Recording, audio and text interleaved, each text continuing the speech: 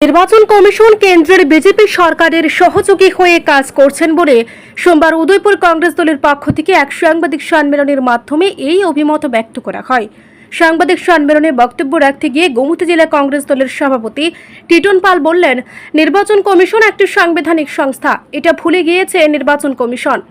রাহুল গান্ধী দেশের ভোটার তালিকায় গরমিল নিয়ে বিস্ফোরক তথ্য ফাঁস করেছে বলে উল্লেখ করেন গোমতী জেলার কংগ্রেস দলের সভাপতি টিটন পাল।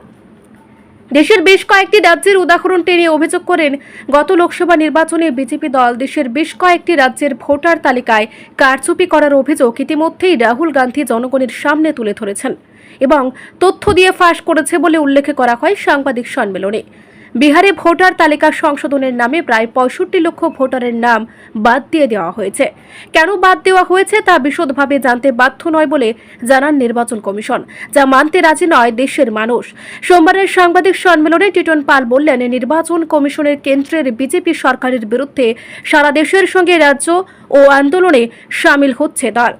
সাংবাদিক সম্মেলনে টিটন পাল ছাড়াও উপস্থিত ছিলেন কংগ্রেস দলের রাজ্য নেতা মিলন কর, প্রহ্লাদ ঘোষ, রণজিৎ দাস সহ অন্যান্য নেতৃত্বরা। তালিকা সেখানে তৈরি করা হয়েছে, প্রত্যেক ভোটারের সাথে আই কার্ডের নাম সহ তার পাশেই সেখানে ভোটারের ছবি থাকার কথা, কিন্তু দেখা গেছে 4113টা বুথের কোনো ফটো নেই, ব্ল্যাঙ্ক। আবার কোথায় কোথায় আছে খুব ছোট করে দেওয়া হয়েছে, ছবি সেখানে চেনা যাচ্ছে না। মিসইউজ ফর্ম 6 নম্বর ফর্ম, অর্থাৎ আপনারা সবাই জানেন যাদের সেখানে 18 বছর পূর্ণ হয়েছে তাদেরকে ভোটার তালিকা অন্তর্ভুক্ত করার জন্য সেখানে নির্বাচন কমিশনের নির্দেশ অনুসারে 6 নম্বর ফর্ম সেখানে ফিল আপ করতে হয়। সেই কনস্টিটিউয়েন্সিতে দেখা গেছে 33,612 জন নতুন ভোটারের জন্য আবেদন করেছেন। তার মধ্যে যারা নতুন ভোটার তাদের বয়স কারোর 75, কারোর 76, কারোর। Bureau report, ST news channel.